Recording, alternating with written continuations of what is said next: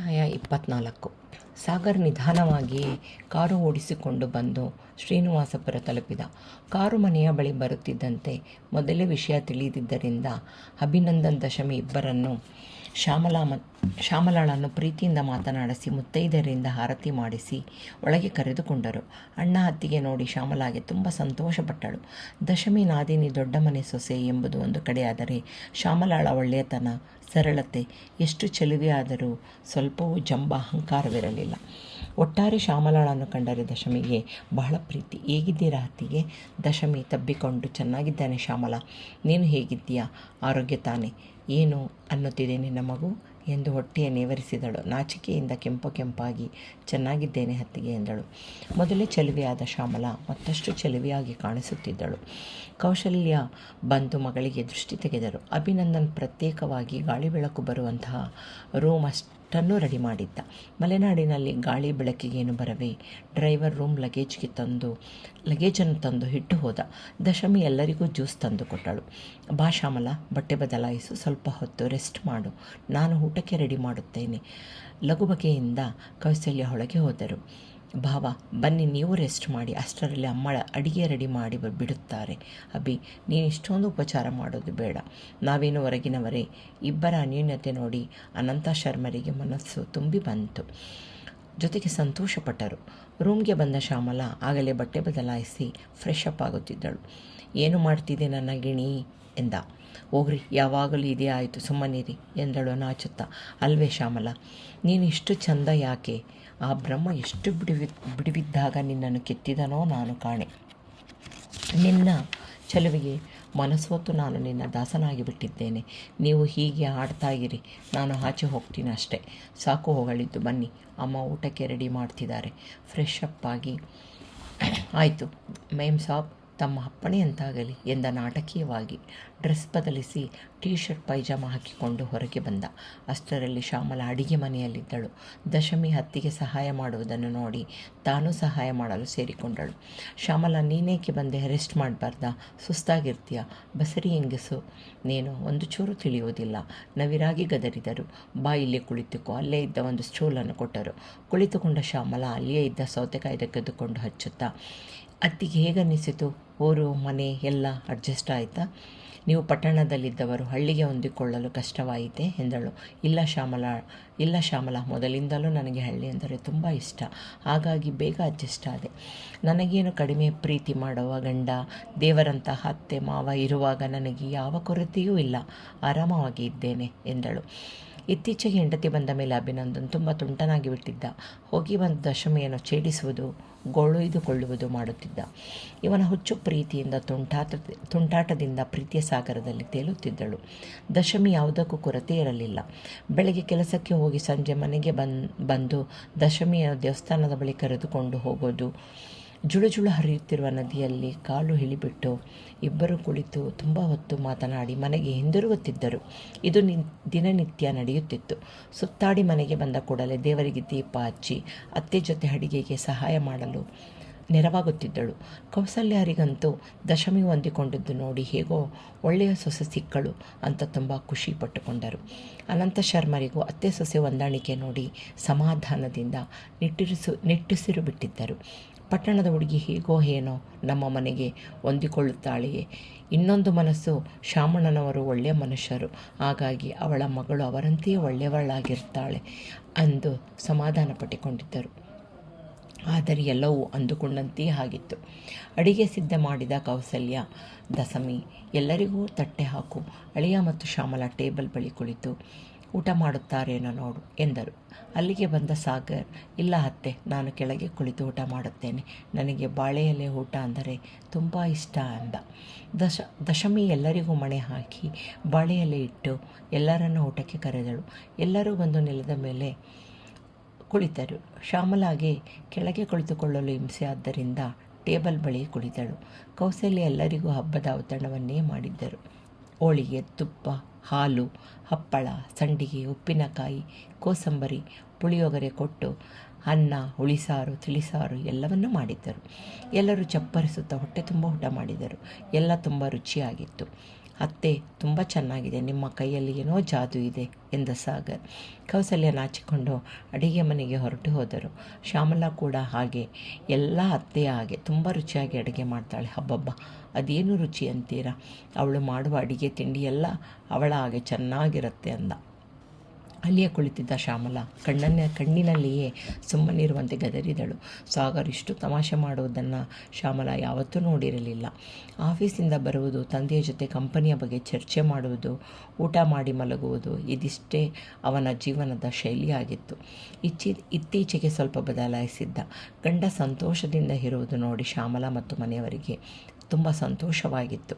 ಅಷ್ಟರಲ್ಲಿ ಅಲ್ಲಿಗೆ ಬಂದ ರಾಮೇಗೌಡರು, ಏನು, ನನಗೂ ಒಂದು ಮಾತು ಹೇಳಬಾರದಿತ್ತೆ, ನಿಮ್ಮ ಮಗಳು ಅಳಿಯ ಬಂದಿದ್ದಾರಂತೆ, ನನ್ನ ಸ್ನೇಹಿತರು ಫೋನ್ ಮಾಡಿ ಹೇಳಿದ ಮೇಲೆ ತಿಳಿಯಿತು, ಅದಕ್ಕೆ ಮಾತನಾಡಿಸೋಣ ಅಂತ ಬಂದೆ. ಎಲ್ಲಿ ಸಾಗರ್ ಎನ್ನುತ್ತಿದ್ದಂತೆ ಸಾಗರ್ ರಾಮೇಗೌಡರಿಗೆ ನಮಸ್ಕಾರ ಮಾಡಿದ.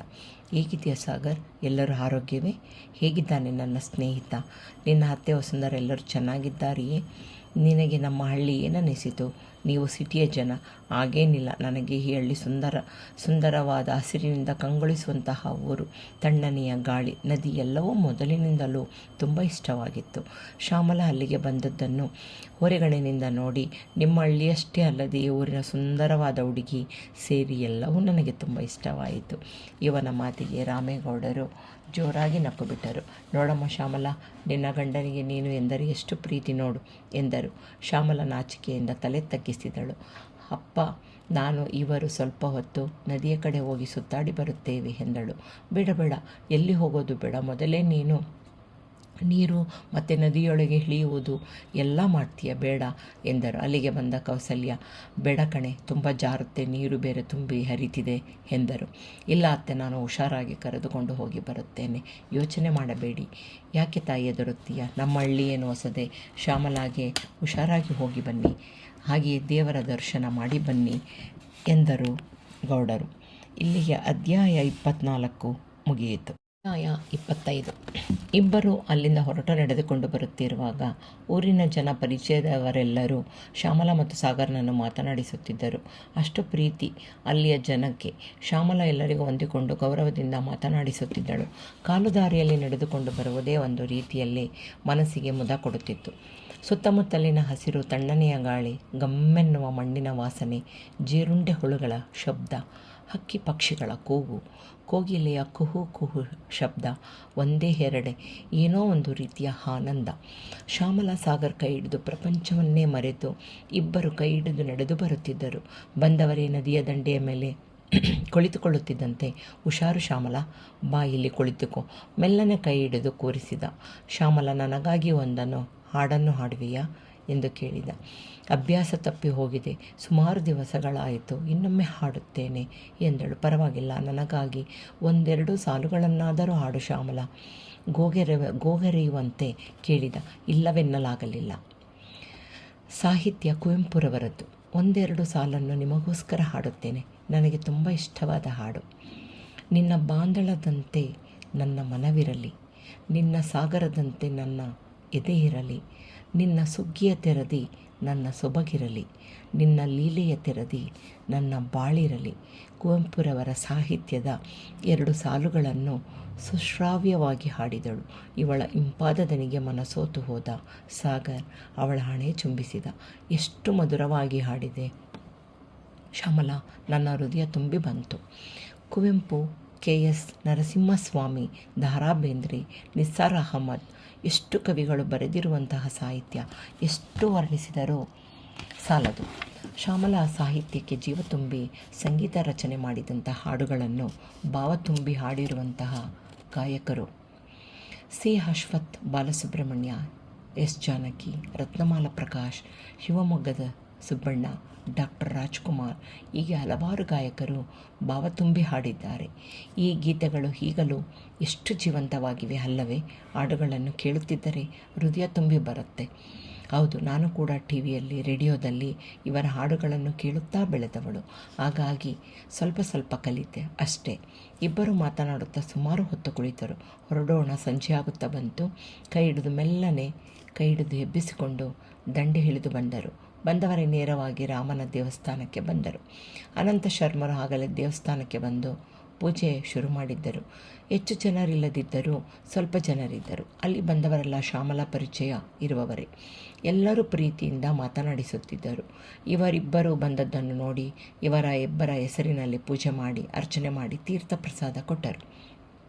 ಇಬ್ಬರು ದೇವಸ್ಥಾನದ ಕಟ್ಟೆಯ ಮೇಲೆ ಕುಳಿತರು. ಪೂಜೆ ಮುಗಿಸಿ ಬಂದ ಅನಂತ ಶರ್ಮರು, ಮಗು ಶ್ಯಾಮಲಾ, ನೀವಿನ್ನು ಹೊರಡಿ, ಕತ್ತಲಾಗುತ್ತಿದೆ ಎಂದು ಎಚ್ಚರಿಸಿದರು. ಅಷ್ಟರಲ್ಲಿ ಅಭಿನಂದನ್ ಕಾರು ತೆಗೆದುಕೊಂಡು ಅಲ್ಲಿಗೆ ಬಂದ. ಬಾಬಾ ಬನ್ನಿ, ಅಮ್ಮ ಗಾಬರಿಯಾಗಿದ್ದಾರೆ, ಕತ್ತಲಾಯಿತು, ಬರಲಿಲ್ಲ, ಹೋಗಿ ಕರೆದುಕೊಂಡು ಬಾ ಎಂದರು. ಹಾಗಾಗಿ ಬಂದೆ, ಬನ್ನಿ ಎಂದು ಹೇಳಿ ಕರೆದುಕೊಂಡು ಹೊರಟ. ಬೆಳಗ್ಗೆ ಎದ್ದ ಕೂಡಲೇ ಸಾಗರ್ ಆಫೀಸ್ಗೆ ಎಂದು ಹೇಳಿ ಹೊರಡುವಾಗ ಶ್ಯಾಮಲಾ, ನಿನ್ನನ್ನು ಹೆಚ್ಚು ದಿವಸ ಬಿಟ್ಟಿರಲು ಆಗುವುದಿಲ್ಲ, ಕರೆದುಕೊಂಡು ಹೋಗಲು ನಾಳೆಯೇ ಬರುತ್ತೇನೆ, ರೆಡಿಯಾಗಿರು ಎಂದು ಹೇಳಿ ಮಾತಿಗೂ ಅವಕಾಶ ಮಾಡಿಕೊಡದೆ ಅವಳ ಕೆನ್ನೆ ಸವರಿ ಹೊರಟೇ ಬಿಟ್ಟ. ಏನೇ ಶ್ಯಾಮಲಾ, ಬಂದು ಒಂದು ದಿವಸವೂ ಆಗಲಿಲ್ಲ, ನಿನ್ನ ಗಂಡ ನಾಳೆ ಬಂದು ಕರೆದುಕೊಂಡು ಹೋಗುತ್ತೀನಿ ಅಂತಿದ್ದಾರಲ್ಲ, ಸ್ವಲ್ಪ ಹೇಳಬಾರದೆ? ಬಿಡಮ್ಮ, ನಾನು ಮಾವನಿಗೆ ಫೋನ್ ಮಾಡಿ ಹೇಳುತ್ತೇನೆ ಎಂದಳು. ಓಡೋಡಿ ಬಂದ ಮಂದಾರ ಏದಿಸಿರು ಬಿಡುತ್ತಿದ್ದಳು. ಏನಾಯಿತೆ, ಯಾಕೆ? ಓಡುತ್ತಾ ಬಂದು ಶ್ಯಾಮಲಳನ್ನು ಮಾತನಾಡುವುದಕ್ಕೂ ಬಿಡದೆ ತಬ್ಬಿಕೊಂಡಳು. ನೀನು ನನಗೆ ಮೋಸ ಮಾಡ್ತೀಯಾ? ಯಾಕೆ ನೀನು ಬರ್ತೀಯಾ ಅಂತ ಹೇಳಲಿಲ್ಲ? ಅಪ್ಪ ಹೇಳಿದ್ದು ಕೇಳಿ ತಿಳಿಯಿತು, ಓಡೋಡಿ ಬಂದೆ, ನನಗೆ ಗೊತ್ತಿದ್ದರೆ ನಿನ್ನೆಯೇ ಬರ್ತಿದ್ದೆ ಎಂದಳು. ಆಯಿತು ಬಿಡು, ಬಾ ಕುಳಿತುಕೋ, ಓಡುತ್ತಾ ಬಂದಿದ್ದೀಯಾ? ಹತ್ತಿಗೆ ಎನ್ನುತ್ತಿದ್ದಂತೆ ದಶಮಿ ನಗುತ್ತಾ ಜ್ಯೂಸ್ ತಂದಿಟ್ಟಳು. ಕೂತ್ಕೊ ಮಂದಾರ, ನಿಧಾನವಾಗಿ ಕುಳಿತು ಮಾತನಾಡಿ ಎಂದಳು. ಶ್ಯಾಮಲಾ ಗರ್ಭಿಣಿ ಎಂದು ತಿಳಿದು ಮಂದಾರ ತುಂಬ ಖುಷಿಪಟ್ಟಿದ್ದಳು. ಎಷ್ಟು ತಿಂಗಳಾಗಿದೆ? ನನಗೆ ಹೇಳಲೇ ಇಲ್ಲ ಎಂದು ಅವಳ ಹೊಟ್ಟೆಯನ್ನು ನೇವರಿಸಿ, ಏನು ಹೇಳಿದ್ದಾನೆ ನಿನ್ನ ಮಗ, ನನ್ನ ಪರಿಚಯ ಮಾಡಿಕೊಟ್ಟೆಯಾ ಎಂದಳು. ಅವಳ ಕೈ ಮೇಲೆ ಒಂದು ಹೇಟಾಕಿ, ಬಿಡೆ ಸಾಕು, ತಮಾಷೆ ಮಾಡಿದ್ದು, ನನ್ನ ಗೋಳು ಹೊಯ್ದುಕೊಳ್ಳುವುದು ಅಂದರೆ ನಿನಗೆ ತುಂಬ ತಮಾಷೆ ಅಲ್ವಾ? ಇಲ್ಲ, ಸುಮ್ಮನೆ ಹೇಳಿದೆ ಅಷ್ಟೆ. ನೀನು ಯಾವಾಗಲೂ ಚೆನ್ನಾಗಿ ಇರಬೇಕು, ನಗುತ್ತಾ ಇರಬೇಕು, ದೇವರು ಒಳ್ಳೆಯವರಿಗೆ ಒಳ್ಳೆಯದೇ ಮಾಡೋದು ಎಂದಳು. ಎಲ್ಲಿ ನಿಮ್ಮವರು? ನೋಡು, ನಾನು ಇಲ್ಲಿಯೇ ಕುಳಿತು ಬಿಟ್ಟೆ, ಅವರನ್ನು ಮಾತನಾಡಿಸಲೇ ಇಲ್ಲ ಎಂದು ಒಳಗೆ ಹೋಗುತ್ತಿದ್ದವಳನ್ನು ತಡೆದಳು. ಅವರು ಆಗಲೇ ಹೋದರು, ನಾಳೆ ಬಂದಾಗ ಮಾತನಾಡಿಸುವಂತೆ. ಆಂಟಿ ಹುಡುಕುತ್ತಾ ಬಂದಳು. ಬಾ ಮಂದಾರ, ಏನು ಸಮಾಚಾರ? ಆಂಟಿ ಅಮ್ಮ ಹೇಳಿದ್ರು ಶ್ಯಾಮಲನ ಕರೆದುಕೊಂಡು ನೀವೆಲ್ಲರೂ ಮಧ್ಯಾಹ್ನ ಊಟಕ್ಕೆ ಬರಬೇಕಂತೆ, ಹೇಳಿ ಬಾ ಅಂದರು. ಅಲ್ಲಿಗೆ ಬಂದ ರಾಮೇಗೌಡರು, ಏನಮ್ಮ ಶ್ಯಾಮಲಾ, ಎಲ್ಲಿ ಸಾಗರ್? ಇಲ್ಲ ಅಂಕಲ್, ಆಫೀಸ್ಗೆ ಹೋದರು. ಛೇ, ಎಂಥ ಕೆಲಸವಾಯಿತು, ನಾನು ಆಗಲೇ ಬರಬೇಕಿತ್ತು. ಅಭಿರಾಮ್ ಮತ್ತು ಸಾಗರ್ ಫೋನ್ ಮಾಡಿ ಮಧ್ಯಾಹ್ನ ಊಟಕ್ಕೆ ಬರೋಕ್ಕೆ ಹೇಳ್ತೀನಿ, ಎಲ್ಲರೂ ಅಲ್ಲಿಗೆ ಬಂದು ಬಿಡಿ. ಈ ದಿನ ಅಲ್ಲಿಯೇ ಊಟ, ವನಜ ಭಾರಿ ಔತಣವನ್ನೇ ಮಾಡಿದ್ದಾಳೆ ಎಂದು ಹೇಳಿ ಹೊರಟರು. ಆಯಿತು ಶ್ಯಾಮಲಾ, ನಾನು ಕೂಡ ಹೊರಡ್ತೀನಿ, ಅಮ್ಮನಿಗೆ ಸಹಾಯ ಮಾಡಬೇಕು ಎಂದು ಓಡುತ್ತಲೇ ಹೋದಳು. ಅಧ್ಯಾಯ 26. ಮಧ್ಯಾಹ್ನದ ಹೊತ್ತಿಗೆ ಸರಿಯಾಗಿ ಅಭಿರಾಮ್ ಕಾರು ಮನೆಯ ಮುಂದೆ ಬಂದು ನಿಂತಿತು. ಮಾವ ಎನ್ನುತ್ತಾ ಬಂದು ಶ್ಯಾಮಲಾ ನಮಸ್ಕರಿಸಿದಳು. ಹೇಗಿದ್ದೀಯಾ ಮಗು? ನೀನು ಬಂದು ಒಂದು ದಿನವಾದರೂ ನನಗೆಷ್ಟೋ ವರ್ಷಗಳಾಗಿವೆ ಅನ್ನಿಸ್ತಿದೆ. ನೀನಿಲ್ಲದೆ ಮನೆಯೆಲ್ಲ ಬಣಬಣ ಅಂತಿದೆ. ಶ್ಯಾಮಲಾ, ಎಲ್ಲರೂ ನಿನ್ನನ್ನು ಕೇಳುವವರೇ, ಶ್ಯಾಮಲಮ್ಮ ಯಾವಾಗ ಬರ್ತಾರೆ ಅಂತ ನನಗೂ ಹೇಳಿ ಹೇಳಿ ಸಾಕಾಯಿತು. ನನ್ನ ಸ್ನೇಹಿತ ರಾಮೇಗೌಡ ಬರಲೇಬೇಕು ಎಂದು ತುಂಬ ಒತ್ತಾಯ ಮಾಡಿದ, ಹಾಗಾಗಿ ಬಂದೆ. ಕೌಸಲ್ಯ ತಣ್ಣಗೆ ಪಾನಕ ಮಾಡಿ ತಂದು ಕೊಟ್ಟರು. ಕುಡಿದು ತುಂಬ ರುಚಿಯಾದ ಪಾನಕ, ನಿಮ್ಮ ಕೈ ರುಚಿಯೇ ಚಂದ. ಶ್ಯಾಮಲಾ, ಹೊರಡೋಣವೇ? ಗೌಡರು ಕಾಯ್ತಾ ಇರ್ತಾರೆ. ಶ್ಯಾಮಲಾ ಕಣ್ಣುಗಳು ಏನನ್ನೋ ಹರಸುತ್ತಿರುವುದನ್ನು ಕಂಡು, ಸಾಗರ್ ಬರಲಿಲ್ಲ ಮಗು, ಕೈ ತುಂಬ ಕೆಲಸ, ಅವನು ನಾಳೆ ಬಂದು ನಿನ್ನನ್ನು ಕರೆದುಕೊಂಡು ಬರುತ್ತೀನಿ ಅಂತ ಇದ್ದ, ಅವನು ನಾಳೆ ಬರ್ತಾನೆ. ಬನ್ನಿ, ಈಗ ಎಲ್ಲರೂ ಗೌಡರ ಮನೆಗೆ ಹೋಗೋಣ. ಗೌಡರ ಮನೆಯಲ್ಲಿ ಎಲ್ಲರಿಗೂ ಭಾರಿ ಔತಣವನ್ನೇ ಏರ್ಪಡಿಸಿದ್ದರು. ಅನಂತ ಶರ್ಮರಿಂದ ಹಿಡಿದು ಇಡೀ ಸಂಸಾರವೇ ಬಂದಿತ್ತು. ಜೊತೆಗೆ ಅಭಿರಾಮ್ರವರು ಎಲ್ಲರನ್ನೂ ರಾಮೇಗೌಡರು, ವನಜಾಕ್ಷಿ ಆದರದಿಂದ ಬರಮಾಡಿಕೊಂಡರು. ಬನ್ನಿ ತಾಯಿ, ಬಾಮ್ಮ ದಶಮಿ, ನಿನ್ನ ಗಂಡ ಎಲ್ಲಿಯೂ ಓಡಾಡಿದರೂ ಒಮ್ಮೆಯೂ ಮನೆಗೆ ಬರುವುದಿಲ್ಲ. ಎಲ್ಲಿ ಅಭಿ ಬರಲಿಲ್ಲವೇ? ಆಫೀಸ್ಗೆ ಹೋಗಿದ್ದಾರೆ, ಇನ್ನು ಸ್ವಲ್ಪ ಹೊತ್ತಿಗೆ ಬರ್ತಾರೆ. ಬಾಮ್ಮ ಶ್ಯಾಮಲಾ. ಮಂದಾರ ಅವಳನ್ನು ಕೈ ಹಿಡಿದುಕೊಂಡು ಒಳಗೆ ಕರೆದುಕೊಂಡು ಹೋದಳು. ಸ್ನೇಹಿತರಿಬ್ಬರು ಒಬ್ಬರೊಬ್ಬರಿಗೂ ತಬ್ಬಿಕೊಂಡರು. ನೋಡಿ ಗೌಡ್ರೆ, ನಿಮ್ಮ ದಯೆಯಿಂದ ಈ ಊರಿನಲ್ಲಿ ಸಂಬಂಧ ಮಾಡುವ ಹಾಗೆ ಆಯಿತು, ಜೊತೆಗೆ ನಮ್ಮ ಸ್ನೇಹವೂ ಬೆಳೆಯುವಂತೆ ಆಯಿತು. ಹೌದು ಅಭಿರಾಮ್, ನೀವು ಬಂದದ್ದು ತುಂಬ ಸಂತೋಷವಾಯಿತು. ಬನ್ನಿ ಅನಂತ ಶರ್ಮರೇ, ಕುಳಿತುಕೊಳ್ಳಿ. ನಿಮ್ಮ ಸಂಸಾರ ಬಂದಿದ್ದೇ ನಮ್ಮ ಮನೆಗೆ ಶ್ರೀರಾಮನೇ ಬಂದ ಹಾಗಾಯಿತು. ಇರಲಿ ಬನ್ನಿ, ನಾವೇನು ಹೊಸಬರಿ, ಎಲ್ಲ ಅವನಿಚ್ಛೆ, ನಮ್ಮ ಕೈಯಲ್ಲೇನಿದೆ. ಎಲ್ಲರಿಗೂ ಮಂದಾರ ಪಾನಕ ತಂದು ಕೊಟ್ಟಳು. ಗೌಡರು ತೋಟದಿಂದ ಎಳನೀರು ತರಿಸಿದ್ದರು. ಅಭಿರಾಮ್ ಅನಂತ ಶರ್ಮ ಎಳನೀರು ಕುಡಿದರು. ವನಜಾಕ್ಷಿ ಎಲ್ಲರಿಗೂ ಬಾಳೆಯಲೆ ಹಾಕಿ ಊಟಕ್ಕೆ ಕರೆದರು. ವಿವಿಧ ರೀತಿಯ ಭೋಜನ, ಒಂದೇ ಎರಡೇ ಮೃಷ್ಟಾನ್ನ ಭೋಜನ ಎಂದರೆ ತಪ್ಪಾಗಲಾರದು. ಎಲ್ಲರೂ ಹೊಟ್ಟೆ ತುಂಬ ಊಟ ಮಾಡಿದರು. ಏನಿದು ತಾಯಿ, ಇಷ್ಟೊಂದು ಮಾಡಿಬಿಟ್ಟಿದ್ದೀರಿ, ತುಂಬ ತೊಂದರೆ ತಗೊಂಡ್ರಿ ಅನ್ಸತ್ತೆ. ಹಾಗೇನಿಲ್ಲ, ನೀವು ಬಂದದ್ದೇ ನಮ್ಮ ಭಾಗ್ಯ. ಇಷ್ಟು ಮಾಡಲಿಲ್ಲವೆಂದರೆ ಹೇಗೆ? ಅಷ್ಟರಲ್ಲಿ ಬಾಗಿಲ ಬಳಿ ಸದ್ದಾಗಿದ್ದು ನೋಡಿ ಎಲ್ಲರೂ ನೋಡಿದ್ದಾಗ ಹಬಿ ಮತ್ತು ಸಾಗರ ಒಟ್ಟಿಗೆ ಬಾಗಿಲಲ್ಲಿ ಬಂದು ನಿಂತಿದ್ದರು. ನೋಡಿ ಗೌಡರು, ಬನ್ನಿ ಬನ್ನಿ, ಎಲ್ಲಿ ನೀವು ಬರುವುದಿಲ್ಲವೋ ಎಂದುಕೊಂಡು ಬಿಟ್ಟಿದ್ದೆ. ಸದ್ಯ ಬಂದಿರಲ್ಲ, ಸಂತೋಷ. ಬನ್ನಿ ಕುಳಿತುಕೊಳ್ಳಿ, ಬನ್ನಿ. ಕೈಕಾಲು ತೊಳೆದು ಬಂದ ಹಬಿ ಮತ್ತು ಸಾಗರ್ ಟೇಬಲ್ ಬಳಿಯ ಊಟಕ್ಕೆ ಕುಳಿತರು. ವನಜಾಕ್ಷಿ ಉಪಚಾರ ಮಾಡಿ ಬಡಿಸಿದರು. ಅಷ್ಟು ಊಟ ಮಾಡಿದ್ದು ಸಾಗರ್ ಮೊಟ್ಟ ಮೊದಲು ಅನ್ಸತ್ತೆ. ಬಾವ ಬಾಮ ಇದನ್ನು ಮಾತನಾಡುತ್ತಲೇ ಒಟ್ಟಿಗೆ ಊಟ ಮಾಡಿ ಮೇಲೆದ್ದರು. ಅಲ್ವೋ ಸಾಗರ್, ನಾಳೆ ಬರ್ತೀನಿ ಅಂತೇಳಿ ಆಗಲೇ ಬಂದುಬಿಟ್ಟೆ ಅಲ್ಲ? ಆಗಲೇ ಹೆಂಡ್ತಿ ಜ್ಞಾಪಕಕ್ಕೆ ಬಂದಳೇನು? ಹಾಗೇನೂ ಇಲ್ಲ ಅಪ್ಪ, ಸುಮ್ಮನಿರಿ ಎಂದು ನಕ್ಕು ಸುಮ್ಮನಾದರು. ಹೋಗಲಿ ಬಿಡಿ, ಮದುವೆಯಾದ ಹೊಸದರಲ್ಲಿ ಎಲ್ಲರೂ ಹೀಗೆ ಅಲ್ವೇ? ಹಾಗೇನಿಲ್ಲ, ನಾವು ಯಾವಾಗಲೂ ಹೀಗೆ ಇರೋದು. ನೋಡಿ, ನಮ್ಮ ಅತ್ತೆ ಮಾವ ಈಗಲೂ ಎಷ್ಟು ಸಂತೋಷವಾಗಿ ಮದುಮಕ್ಕಳ ಹಾಗಿದ್ದಾರೆ. ಅವನು ಮಾಡಿದ ಜೋಕ್ ಎಲ್ಲರೂ ಬಿದ್ದು ಬಿದ್ದು ನಕ್ಕರು. ಏನಪ್ಪ ಹಬಿ, ಹೇಗಿದೆ ನಿನ್ನ ದಾಂಪತ್ಯ? ಅವನೇನು ಕೇಳ್ತೀರಿ? ಗಂಡ ಹೆಂಡತಿ ಇಬ್ಬರು ಒಟ್ಟಿಗೆ ಓಡಾಡಿದ್ದು ನದಿಯ ಬಂಡೆ ಬಳಿ, ದೇವಸ್ಥಾನದ ಬಳಿ, ತೋಟದ ಹತ್ತಿರ. ಇಡೀ ಊರಲ್ಲಿ ಈ ಪ್ರೇಮ ಪಕ್ಷಿಗಳು ಓಡಾಟ ಎಲ್ಲೂ ಕಣ್ಣು ಬಿಟ್ಟರೂ ಇವರೇ ಎಂದು ಗೌಡರು ಹೇಳಿದಾಗ ದಶಮಿ ನಾಚಿ ಕೆಂಪಾದಳು. ಏನು ಹಬಿ, ಊರೆಲ್ಲ ಪರ್ಚೇಸ್ ಮಾಡಿದ್ಯೋ ಹೇಗೆ? ನೀನೇ ಪುಣ್ಯವಂತ. ಇಂಥ ಚಂದದ ಊರಿನಲ್ಲಿ ಇರುವುದೇ ಒಂದು ಭಾಗ್ಯ. ನಮ್ಮದು ಪಟ್ಟಣದ ಜೀವನ, ಏನು ಮಾಡೋದು ಎಂದ ಸಾಗರ್. ವನಜಾಕ್ಷಿಯವರು ಕೌಸಲ್ಯ, ದಶಮಿ, ಶ್ಯಾಮಲ ಮೂವರನ್ನು ಕೂರಿಸಿ ತಾಂಬೂಲ ಕೊಟ್ಟರು. ಮದುಮಕ್ಕಳು ಬೆಲೆ ಬಾಳುವ ರೇಷ್ಮೆ ಸೀರೆ, ಕುಪ್ಪಸವನ್ನು ಇಟ್ಟು, ಅರಿಶಿನ, ಕುಂಕುಮ, ಬಳೆ ಎಲ್ಲವನ್ನೂ ಇಟ್ಟು ಮಡಿಲು ತುಂಬಿದರು. ಗೌಡರು ಹಬಿ ಮತ್ತು ಸಾಗರ್ಗೆ ಮತ್ತು ಅಭಿರಾಮ್ಗೆ ಉಡುಗೊರೆಯನ್ನು ಕೊಟ್ಟರು. ಎಲ್ಲ ಮುಗಿಸಿ ಮನೆಗೆ ಬಂದಾಗ ಸಂಜೆ ಆಗಿತ್ತು. ಅಭಿರಾಮ್ ಮತ್ತು ಸಾಗರ್, ಈಗಲೇ ತಡವಾಗ್ತಿದೆ, ಹೊರಡುತ್ತೇವೆ. ನಾಳೆ ದಯವಿಟ್ಟು ಶ್ಯಾಮಲಳನ್ನು ಕಳುಹಿಸಿಕೊಡಿ. ನಾಳೆ ಸಾಗರ್ ಬರ್ತಾನೆ ಎಂದು ಹೇಳಿ ಹೊರಟು ಬಿಟ್ಟರು. ಮಾರನೆಯ ದಿನ ಕೌಶಲ್ಯ ಅವರವರು ಮಗಳಿಗೆ ಅಂತಲೇ ತಂದಿದ್ದ ಒಡವೆ ಮತ್ತು ಸೀರೆಯನ್ನು ಕೊಟ್ಟರು. ಹೋಗು ಶ್ಯಾಮಲ, ಸ್ನಾನ ಮಾಡಿ ದೇವರಿಗೆ ದೀಪ ಹಚ್ಚಿ ಈ ಒಡವೆ ಹಾಕ್ಕೊಂಡು ಸೀರೆ ಹುಟ್ಟುಕೊಂಡು ಬಮ್ಮ. ಇದೆಲ್ಲ ಯಾಕೆ ತಂದೆ? ಅಲ್ಲೇ ಅಷ್ಟೆಲ್ಲ ಇದೆ ಅಮ್ಮ. ಮೊದಲೇ ನನಗಿಷ್ಟವಿಲ್ಲ, ನಿನಗಿಷ್ಟವಿರಲಿ ಬಿಡಲಿ, ಸಂಪ್ರದಾಯ. ಶ್ಯಾಮಲ, ಇವೆಲ್ಲ ತವರು ಮನೆಯವರು ಮಾಡಬೇಕು, ಹೋಗು ಹಾಕ್ಕೊಂಡು ಬಾ ಎಂದರು.